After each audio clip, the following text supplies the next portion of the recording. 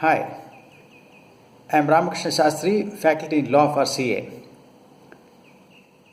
Today, we will discuss the vitiating factors which affect the consent of the promisee. You know, when the consent is given by the promisee, it must be free and voluntary. There should not be any influencing factors. If there are some influencing factors which compel the promisee to give his consent, then at his option the contract is voidable. This is what we have seen. In this regard, let us take up the first vitiating factor, coercion. Section 15. What is coercion? Coercion involves committing an act, threatening to commit an act, unlawfully detaining somebody's property, or threatening to unlawfully detain somebody's property, or committing any other offense prohibited by the Indian Penal Code to get the consent of the promisee. So there are 5 things. One is committing an act.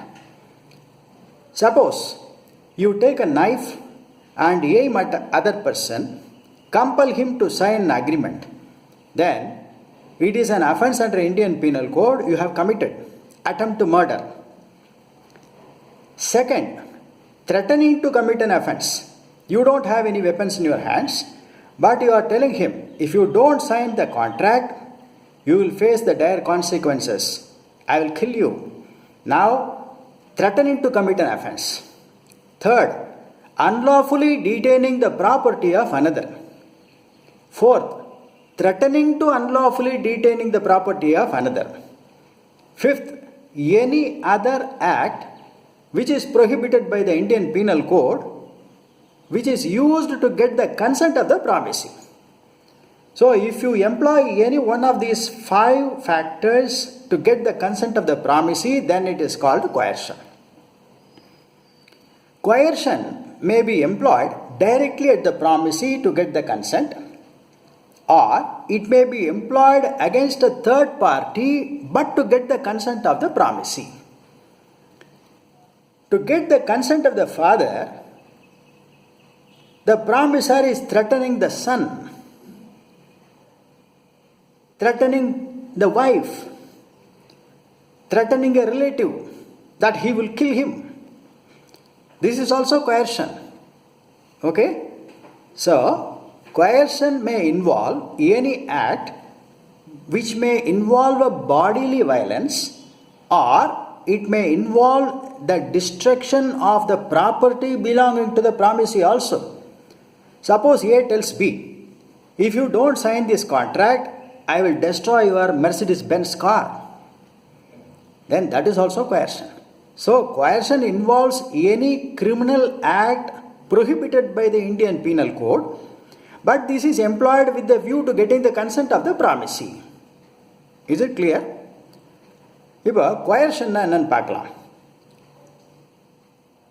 ப்ராமிசர் என்ன பண்ணுறார்? ப்ராமிசி கிட்டேருந்து அவரோட acceptance, ஒப்புதலை வாங்கணும். அப்படி ஒப்புதலை வாங்கும் பொழுது ப்ராமிசி மனப்பூர்வமாக ஒரு எந்த விதமான ஒரு அழுத்தமோ எதுவுமோ இல்லாமல் அவரே ஃப்ரீயாக எஸ் அப்படின்னு சொன்னார்னா அந்த கான்ட்ராக்ட் வேலிட். இது நம்ம பார்த்துருக்கோம். இப்போ ஏ பி கிட்ட என்னோட காரை நீ வாங்கிக்கிறேன்னு கேட்குறாரு. அதுக்கு என்ன வாங்கிக்கிறேனே அப்படின்னு சொல்லி அவர் ஃப்ரீயாக சொன்னார்னாக்கா அப்போ அந்த கான்ட்ராக்ட் வேலிட். சப்போஸ் ஏ அவரோட காரை பிக்கு விற்கணும், ஆனால் எப்படி பண்ணுறாருனா ஒரு கன் எடுத்து காட்டுறார் பி கிட்ட, மரியாதையாக என் காரை வாங்கிக்கிறியா இல்லையா, இதுக்கு 10 லட்ச ரூபா கொடு. அந்த கார் 1 லட்சம் கூட ஒர்த்து இல்லை, கன்னை காட்டுறார். இப்போ பி என்ன, அவரோட உயிர் போய்டுன்ற பயத்துக்காக அவர் சரி வாங்கிக்கிறேன்னு சொல்கிறாருன்னு வச்சுக்கோங்க. இப்போ பியோட consent is not freely given. அவர் ஒன்றும் மனப்பூர்வமாக அவர் ஒத்துக்கலை. இந்த கன்னை கீழே போட்டாக்கா பி என்ன சொல்ல போகிறார், அதெல்லாம் வாங்கிக்க மாட்டேன் போயான்னு சொல்ல போகிறார். அதனால the consent of B is obtained at the point of the gun and therefore we call it as coercion. Coercion may be employed against the promisee. So ப்ராமிசிக்கு நேராகவே கன்னை காட்டலாம். அப்படி இல்லைன்னாக்கா அந்த கன்னை ப்ராமிசிக்கு வேண்டியவங்க யார்கிட்டையாவது காமிச்சு, நீ இந்த அக்ரிமெண்ட்டில் கையெழுத்து போடலனாக்கா அவங்கள சுட்டுவிடுவேன், அவங்கள கொண்டுடுவேன் இப்படிலாம் மிரட்டினா அதுவும் coercion தான். So coercion involves bodily violence. It may also involve an act of destroying the property belonging to the promisee. The next one is coercion is extraterritorial. What is this? Any act or law is geographically bound. Suppose you take Indian Contract Act, it extends to the whole of India. Companies Act extends to the whole of India. Income Tax Act extends to the whole of India. But our Companies Act does not apply in Singapore or Canada. It is restricted to the geographical boundaries of India.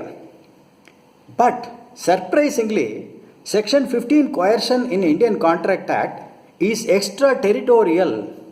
What does it mean? Suppose an act is committed by a party in, let us say, Australia. A and B are Indians.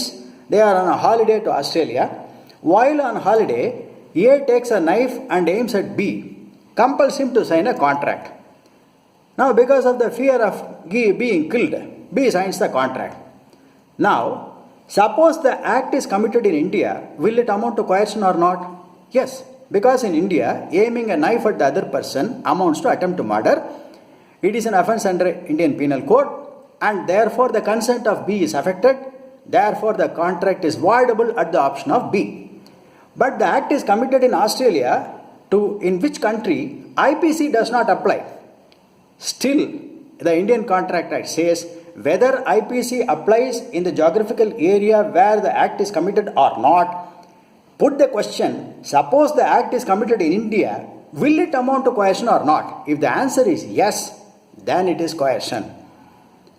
இப்போ 2 பேர் Australia போயிருக்காங்க Indians. அந்த ஊரில் ஒருத்தர் கத்தியை எடுத்து இன்னொருத்தர் காமிச்சு மரியாதை கழுத்து போடுங்கிறார். அவர் பயந்துன்னு கழுத்து போட்டார். இப்போ ஆஸ்திரேலியாவில் இந்தியன் பீனல் கோடு அப்ளை ஆகாது. இப்போ அது coercion-ஆ அப்படின்னு கேட்டாக்கா coercion தான். எப்படி? அதே செயலை சப்போஸ் இந்தியாவில் ஒருத்தர் செஞ்சாருனாக்கா அது coercion ஆகும் அப்படின்னா அது எந்த ஊரில் பண்ணியிருந்தாலும் அது coercion தான்.